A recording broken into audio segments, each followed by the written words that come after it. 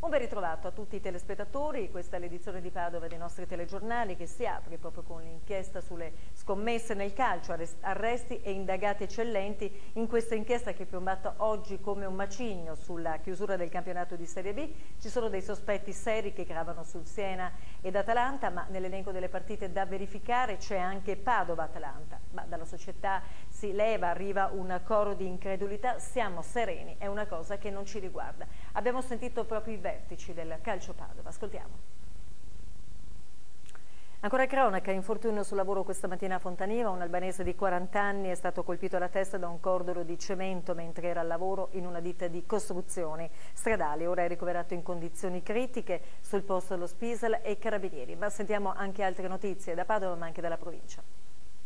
E mentre i carabinieri indagano su questa rapina in villa, il sindaco lancia l'allarme, teme un'escalation di violenza e chiede un maggiore controllo sul territorio. Sentiamo. Ora parliamo dell'emergenza profughi, tutto pronto all'ex ospedale ai Colli di Brusegana, dove sabato saranno ospitati 50 profughi libici in attesa di essere poi trasferiti in provincia. Molti comuni che si sono dichiarati non disponibili, a loro il sindaco Zanonato dice si pentiranno per un gesto egoista e poco serio. Il resoconto. E il nostro telegiornale si conclude qui, non ci sono altre notizie, grazie per l'attenzione e buona continuazione con i nostri programmi, arrivederci. Dunque c'è grande attesa a Padova per la finale tra i biancoscudati e il Novara, in programma per domani a Leuganeo come abbiamo sentito. Da questo match usciranno le prime indicazioni per l'accesso alla Serie A. Barbara Carron, vicepresidente del Calcio Padova ai nostri microfoni, parla di questo straordinario momento ma anche non nasconde un po' di scaramanzia, ascoltiamola. Ebbene, sentiremo domani di Cori Forza Padova, intanto adesso però cambiamo argomento, torniamo all'alluvione di novembre con rabbia e amarezza tra i sindaci dei comuni alluvionati che dopo la nuova ordinanza che dimezza i rimborsi a privati e aziende dicono servono criteri certi e precisi, protestano in coro e dicono anche ci sentiamo soli al fronte, i cittadini continuano a bussare alle nostre porte. Abbiamo intervistato alcuni sindaci, ascoltate. E si chiude anche il nostro telegiornale, non ci sono altre notizie, grazie per l'attenzione e arrivederci. Ben ritrovati a tutti i telespettatori in apertura di questa edizione, i guai giudiziari di Davide Rebellin, il ciclista veneto, medaglia d'argento, lo ricorderete alle Olimpiadi di Pechino, avrebbe evaso il fisco per oltre 6 milioni di euro, adesso sentiamo però tutti i dettagli nel servizio di apertura. Un angolo semibuio di Piazza delle Erbe è teatro dell'ennesimo spaccio di droga fermato dalla polizia municipale, ma a preoccupare di più è l'età del ragazzino che ha acquistato la dose in cambio di un iPod. Ha solo 15 anni, tutti i dettagli.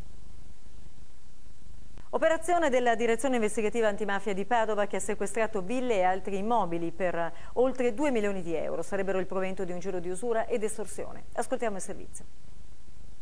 Ben ritrovati a tutti i telespettatori, edizione di Padova dei nostri telegiornali. In apertura il calcio d'obbligo, sono veramente ormai ore di adrenalina, una giornata di attesa in città e in provincia in vista del match di Novara domani sera, ritorno della finale dei playoff che deciderà se il Padova andrà o no in Serie A. Oltre 1600 i tifosi al seguito della squadra, ma in città ci sono 3 maxi schermi allestiti che potranno accogliere circa altri 8000 tifosi appassionati. Guardiamo intanto le anticipazioni.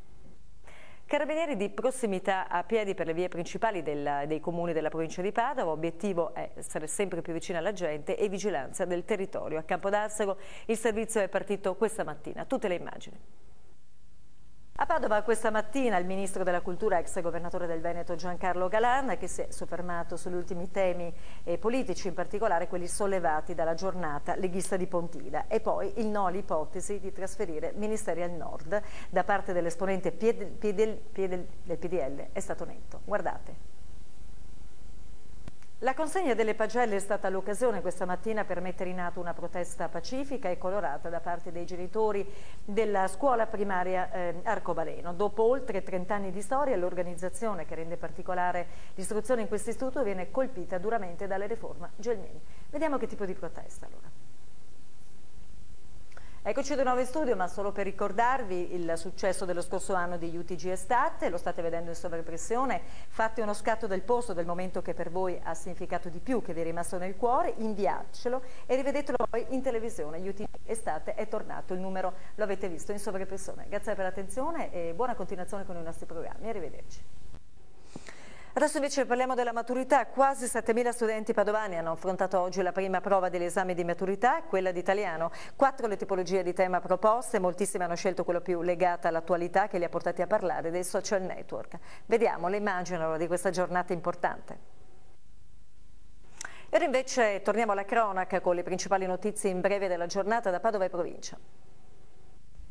Non è proprio un esame di maturità, ma una giornata di studio per diventare bravi sindaci. È stata organizzata oggi a Selvazzano da Lanci Veneto e vi hanno preso parte moltissimi amministratori neoeletti. Quelli di maggiore esperienza invece facevano da docenti. Guardiamo questa iniziativa utile.